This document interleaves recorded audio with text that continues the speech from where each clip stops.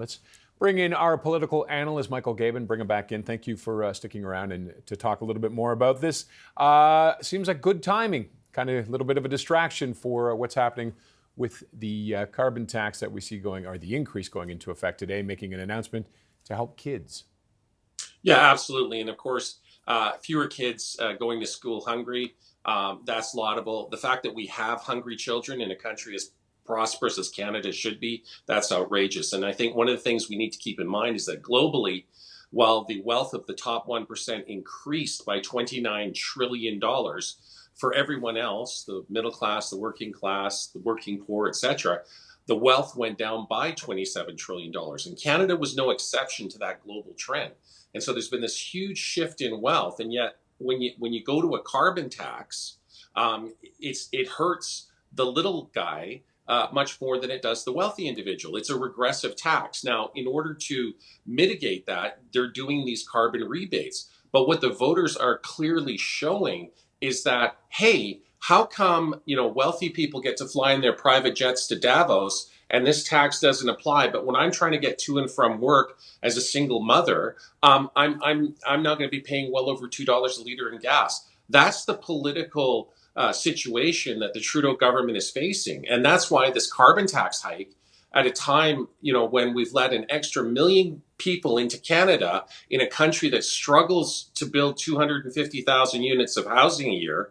I mean, people aren't stupid. They do the math and they go, yeah, that means the vacancy rates are going to drop to zero. That means rents are going to go through the roof. That means my kids are going to go hungry. So there's all kinds of situations where people are looking at this and they're going, 16 years ago in 2008, Canada was so well managed that we handled the global fiscal crisis the best out of any G7 country. Now, we're so poorly managed that for the next 30 years, we're projected to lag, to be last in the first world in terms of economic growth.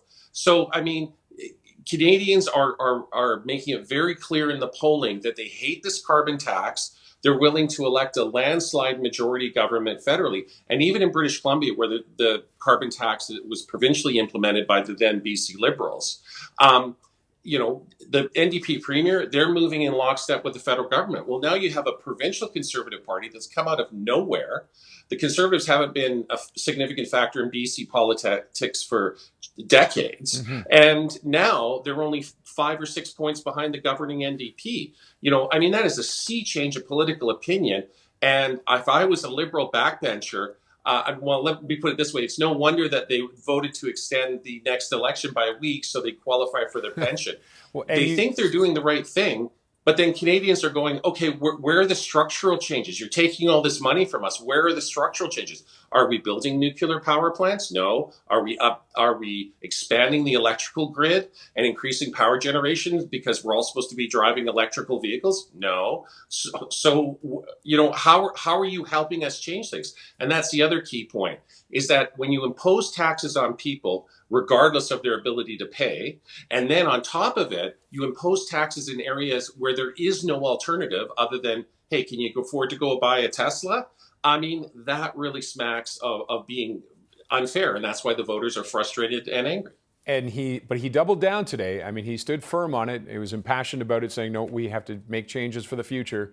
And he's not going anywhere with this. This tax isn't going to go away by the sounds of it. Will he be able in the next year or so be able to sell that to people? Well, so far, no. I mean, the polls are very, very clear that if he won't go away, the voters, 70% of the electorate is prepared to make him go away. I mean, projecting, a record landslide, well over 200 seats for the Conservatives. So he may not be prepared to go away. But so far, it's looking more and more like the majority of voters are quite willing to send him packing. Okay. Michael, thank you for sticking around. We appreciate it. You're welcome. Thank you.